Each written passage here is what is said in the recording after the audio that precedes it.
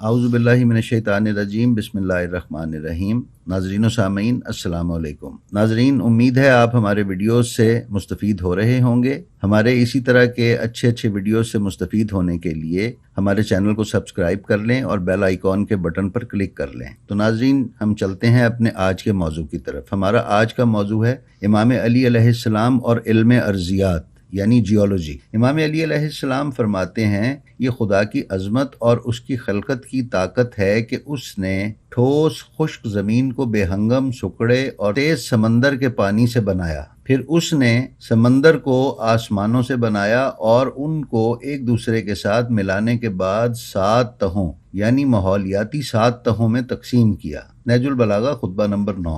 नाज़रीन, इमाम अली अलैहिस्सलाम ने फरमाया है कि ज़मीन और उसकी फ़ज़ा की 7 तहें समंदरों से पैदा हुई हैं। जदीद साइंस का मुताला किया जाए तो उसकी रूह से ज़मीन के माहौलियाती 7 तहों की थ्योरी को मारिज़ वजूद में आए सिर्फ 4 दहाइयाँ गुजरी। माहौल की ये 7 परतें ये हैं: number 1 troposphere, number 2 stratosphere, number 3 ozonosphere, number 4 mesosphere, number 5 thermosphere, number 6 ionosphere और नंबर 7 एक्सोस्फियर। कुरान मजीद में यह भी बताया गया है कि दर्ज झेल आयात में हमारे ऊपर समंदर की 7 तहें हैं। यानी कुरान फरमाता है, वो खुदा है जिसने ज़मीन की हर चीज़ को तुम्हारे लिए पैदा किया और फिर अपनी तवज्जो आसमान की तरफ कर दी और उसे 7 तहों में तरतीब दिया। उसे हर चीज़ का इल्म है। मंदरजा बाला आयात में 7 आसमानों का जिक्र ज़मीन के हवाले से किया गया है और उनकी तश्कील को ज़मीन की तख्लीक के बाद बयान किया गया है।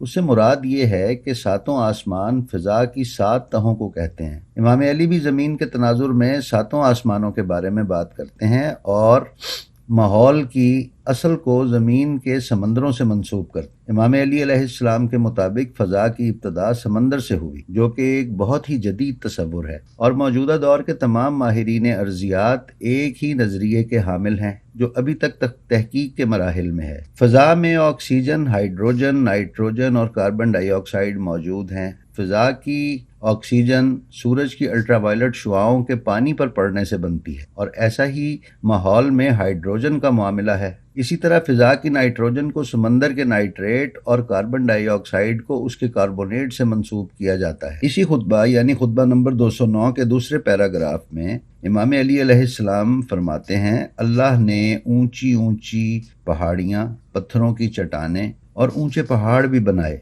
उसने उन पहाड़ों को उनके मुकाम पर रखा और उन्हें साकिन कर दिया। उनकी चोटियां हवा में बुलंद हुईं जबकि उनकी जड़ें पानी में रहीं। खुतबे के मंदरजा वाला हिस्से में इमाम अली अलैहिस्सलाम पहाड़ों के ज़ेरे ज़मीन वजूद की तरफ तवज्जो दिला रहे हैं। जदीद दौर में यह नज़रिया 19वीं सदी में ज़मीन और माहौल के दरमियान तवाज़ुन की हालत के रुझान का मुताला करते हुए दरियाफ्त हुआ था। पहाड़ों की जड़ों का तसव्वुर हिंदुस्तान में एक बरतानवी साइंसदान जॉन फिलमोर हेफोर्ड ने 1917 के मुताले के दौरान दरियाफ्त किया था। कुरान मजीद में कहीं भी बराह रास्त इस बात का जिक्र नहीं है कि पहाड़ की जड़ें होती हैं, लेकिन इसके वजूद का अंदाज़ा कुरान की दर्ज झेल आयत से लगाया जा सकता है। क्या हमने ज़मीन को बिछौना और पहाड़ों को उसकी मेखें नहीं बनाया? पहाड़ों की जड़ें उस वक्त दरियाफ्त हुईं जब हिंदुस्तान के सर्वेयर जनरल जॉर्ज एवरेस्ट ने हिमालय के आदादो शुमार में कुछ मुमासलत पाई। उसने जॉन प्रैट को इन आदादो शुमार का तज्जिया करने के लिए बुलाया, जिसने आखिरकार सन 1850 में पहाड़ी जड़ें दरियाफ्त की। क्या इस मरहले पर कोई कहेगा कि 7वीं सदी ईस्वी की एक शख्सियत इमाम अली अलैहिस्सलाम